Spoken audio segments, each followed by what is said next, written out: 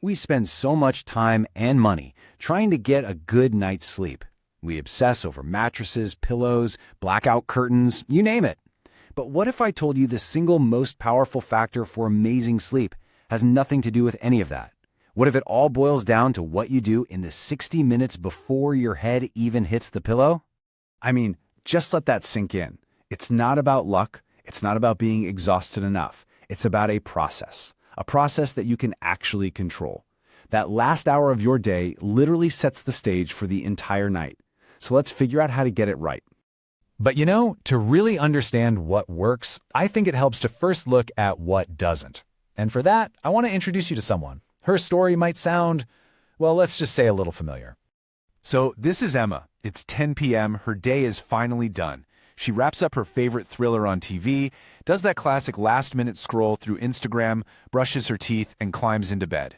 And then, crickets. She just lies there, her mind racing, staring at the ceiling for what feels like an absolute eternity. And here is the real kicker.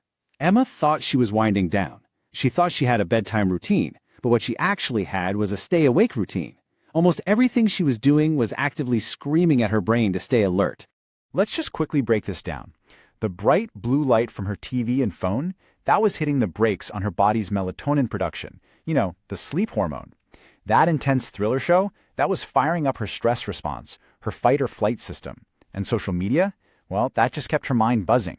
So while her body was in bed, her brain was still out running a marathon. Okay, so if that's the wrong way to do it, what's the right way? Well, it all comes down to a really cool concept about how our brains actually power down for the night. I want you to think of it like this: a sleep runway. It's a great analogy, right?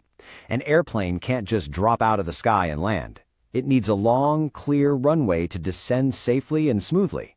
Your brain is exactly the same. It can't just slam on the brakes. It needs a transition period to gently glide from being wide awake into deep sleep.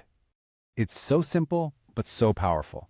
You cannot just flip a switch and expect your brain to be instantly asleep. You have to give it that runway. You have to send signals to your whole body that, hey, the day is over, it's safe to power down. And that runway, that perfect landing sequence, it begins exactly 60 minutes before you want to be asleep. It's a structured countdown that prepares your mind and your body for a perfect landing. And here it is. This is the roadmap. Now I know, it might look like a lot of steps, but honestly, each one is super small, super simple, and it builds on the one before it, creating this powerful chain reaction that just guides you right into sleep. All right, you ready? Let's build this runway together. We're going to break down each of these 6 essential steps, one by one. Okay, step 1. We're at the 60-minute mark. Dim every single light. Those bright overhead lights are basically telling your brain it's the middle of the day. But when you switch to warm, dim lamps, you're sending a powerful, ancient signal that the sun is setting, and it's time to start making that crucial sleep hormone, melatonin. And the difference here is not subtle, it is huge. Studies show that just being in dim light can boost your melatonin production by up to 200% compared to being under bright lights. That's a massive biological shift from one tiny change. All right, 50 minutes to go. Time for the big one. All screens go away.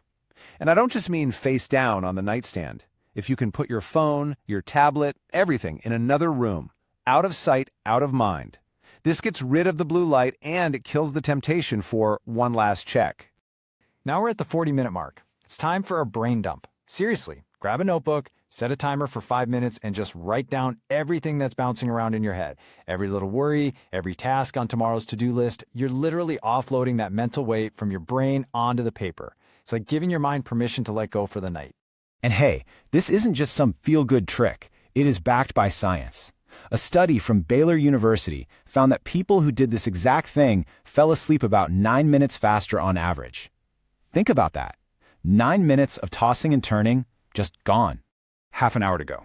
Time for a warm, cozy, non-caffeinated drink. Think chamomile tea or maybe even some warm milk. This does 2 brilliant things. First, the warmth helps lower your core body temperature, which you need to fall asleep. And second, it becomes this amazing psychological cue. Your brain starts to associate that warm mug with winding down. T-minus 20 minutes. Now we want to physically calm the body down. We need to activate what's called the rest and digest system. A few minutes of gentle stretching or a super simple breathing exercise can work wonders here. It lowers stress hormones, slows your heart rate, and just tells every muscle in your body, hey, it's time to relax. And for the final 10 minutes, we're on the last leg of the runway approach. It's time to prep the room itself. You want to walk into a bedroom that is a sanctuary for sleep. A space that tells your brain it has one job, and one job only to do in here. And the recipe for a perfect sleep room is simple. Keep it cool because your body temperature needs to drop. Keep it dark, pitch black if you can. Keep it quiet, and maybe most importantly, keep it phone-free. Reinforce the idea that this room is for sleeping, not scrolling. So what happened to Emma? What happened when she ditched her stay-awake routine for this new sleep runway? Honestly, the change was incredible, and it happened in just 1 week. The very first thing she noticed, she went from taking a frustrating 45 minutes to fall asleep to less than 15. That is 30 minutes of her life she got back every single night just by not tossing and turning. But it was so much more than that. She stopped waking up at 3 a.m. Her sleep trackers showed her getting way more of that deep, restorative sleep. And for the first time in years, she started waking up feeling genuinely refreshed and ready to go. The only thing that changed was that 60-minute routine. Look, you don't have to perfectly execute all 6 of these steps tonight. That's not the goal. The goal is just to start. The power is in taking that first step. So just look at the list again. Pick one. Which one of these small changes are you